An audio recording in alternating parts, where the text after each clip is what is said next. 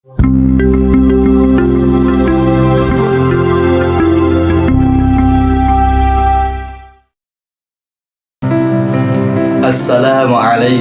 warahmatullahi wabarakatuh. Perkenalkan, nama saya Aldo Suherman dari Prodi Ilmu Al-Quran dan Tafsir dari kelas IKT 3B. Di sini saya akan memenuhi tugas ulangan akhir semester tentang mata kuliah ilmu qiraat. Langsung saja. Qiraat merupakan salah satu cabang ilmu dalam ulumul Al-Quran. Namun, tidak banyak orang mengenalnya atau tertarik kepadanya, kecuali orang-orang para akademisi, yaitu untuk meneliti ilmu tersebut. Banyak faktor yang menyebabkan hal itu. Di antaranya adalah ilmu ini tidak berhubungan langsung dengan muamalah dan kehidupan manusia sehari-hari, tidak seperti ilmu yang lain seperti ilmu hadis, ilmu fikih, ilmu tafsir misalnya, yang dapat dikatakan berhubungan langsung dengan muamalah dan kehidupan manusia sehari-hari. Hal ini dikarenakan memang ilmu qiraat ini tidak mempelajari tentang masalah-masalah yang berhubungan dengan halal, haram, atau hukum-hukum tertentu dalam mengatur kehidupan manusia. Selanjutnya, pada kesempatan kali ini saya akan menjelaskan apa itu pengertian qiraat, bagaimana relasi antara Al-Quran dan qiraat, dan yang terakhir, dan bagaimana perbedaan qiraat terhadap ayat wudu, terhadap hukum fikih wudu. Selanjutnya yaitu pengertian qiraat. Apa itu qiraat? Menurut bahasa, qiraat adalah bentuk jawaban dari kata qiraah, yang merupakan bentuk masdar dari kata qara'a, yang artinya bacaan. Pengertian qiraat secara istilah cukup beragam. Hal ini disebabkan oleh keluasan makna dan sisi pandang yang dipakai oleh ulama tersebut. Selanjutnya kami berikan beberapa pengertian istilah qiraat menurut para ulama. Yang pertama yaitu menurut Ibnu Al-Jaziri, ilmu qiraat yaitu ilmu yang menyangkut cara-cara mengucapkan kata-kata Al-Quran dan perbedaan-perbedaannya dengan cara mengisbatkan kepada penukilnya. Kedua, menurut Az-Zarkasi, qiraat adalah perbedaan atau cara mengucapkan lafaz-lafaz Al-Quran, baik menyangkut huruf-hurufnya atau tata cara pengucapan huruf-huruf tersebut, seperti takhfif meringankan, tafkhil memberatkan, dan atau yang lainnya. Sedangkan yang ketiga yaitu menurut As-Sabuni, qiraat yaitu suatu mazhab cara pelafalan Al-Quran yang dianut oleh salah seorang imam berdasarkan sanad-sanad yang bersambung kepada Rasulullah SAW. Dengan demikian, ada 3 unsur yang dapat ditangkap dari beberapa pengertian qiraat secara istilah menurut para ulama. Yang pertama, qiraat berkaitan dengan cara pelafalan ayat-ayat Al-Quran yang dilakukan oleh salah seorang imam dan berbeda dengan cara yang dilakukan oleh imam lainnya. Yang kedua, cara pelafalan ayat-ayat Al-Quran ini berdasarkan atas riwayat yang bersambung dengan atau bersanad kepada Nabi Muhammad SAW. Jadi bersifat tauqifi, bukan ijtihadi. Yang ketiga, ruang lingkup perbedaan qiraat ini menyangkut tentang persoalan tentang ruqat, hazam, i'rab, itsbat, fasl, dan wasl. Selanjutnya yaitu relasi antara Al-Quran dan qiraat. Terdapat beberapa perbedaan ulama mengenai relasi antara Al-Quran dan qiraat. Pendapat pertama, Al-Quran dan qiraat adalah 2 sisi yang berbeda. Dalilnya, yang artinya Al-Quran adalah wahyu dari Allah Subhanahu wa Ta'ala yang diturunkan kepada Nabi Muhammad SAW sebagai penjelas dan mukjizat.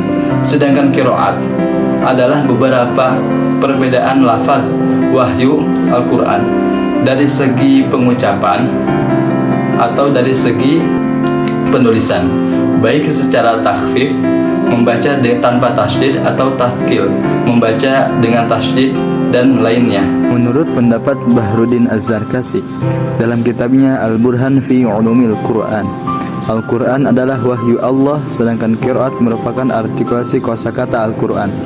Dalam mengucapkan lafaz Al-Quran, ilmu ini bukan hanya teoritis yang cukup dipelajari dari kitab-kitab rujukan, akan tetapi membutuhkan praktik yang diajarkan secara langsung dengan musyafahah atau saling berhadapan guru dan murid, dan talaqi atau tatap muka dari orang yang bacaannya sudah sempurna. Pendapat Az-Zarkasi diikuti oleh generasi sudahnya, yaitu Imam Qustolani dalam karyanya Lata'if al-Isyarat fi li fununi al-Qira'at, dan Al-Bana ad-Dimyati dalam karyanya Iltaf Fudala al-Bashar bi al-Qira'at al-Arba al-Ashar. Yang kedua, Al-Quran dan qiraat adalah dua sisi yang sama dalam satu makna. Muhammad Salim Muhaisin mengontari pendapat Az-Zarkasi di atas. Ia mengatakan bahwa Al-Quran merupakan sinonim dari qiraah yang pada hakikatnya memiliki satu arti. Sebagaimana banyak hadis yang sahih tentang diturunkannya Al-Quran dengan ahruf as-sab'ah, menunjukkan dengan jelas bahwa tidak ada perbedaan, karena keduanya merupakan wahyu yang diturunkan dari Allah Subhanahu wa Ta'ala. Seperti potongan hadis Nabi SAW dari Ubay bin Ka'ab berikut, yang artinya dari Ubay bin Ka'ab bahwa Nabi Muhammad SAW ketika berada di sumber air Bani Ghifar, kemudian malaikat Jibril datang untuk keempat kalinya dan berkata, sungguhnya Allah memerintahkanmu untuk mengajari umatmu membaca Al-Quran dengan 7 huruf. Maka huruf manapun yang mereka baca adalah benar. Hadis riwayat Muslim. Hadis di atas menunjukkan dengan jelas bahwa tidak ada perbedaan antara Al-Quran dan qiraat, karena keduanya merupakan wahyu yang sama-sama diturunkan kepada Nabi Muhammad SAW. Selanjutnya yang ketiga, Al-Quran dan qiraat adalah dua sisi yang memiliki persamaan yang menyeluruh dan perbedaan yang spesifik. Akan tetapi di antara keduanya memiliki ikatan yang kuat, seperti hubungan juz'i atau ilmu-ilmu yang lahir dari Al-Quran, misalnya tafsir, ilmu qiraat, ilmu tajwid, balaghah, nahwu, dan lainnya, dan kulli atau Al-Quran. Sya'ban Muhammad Ismail mencoba mengkompromikan pendapat di atas dengan beberapa argumen. Yang pertama, qiraat tidak semuanya mengandung kalimat Al-Quran, akan tetapi hanya sebagian lafaz saja.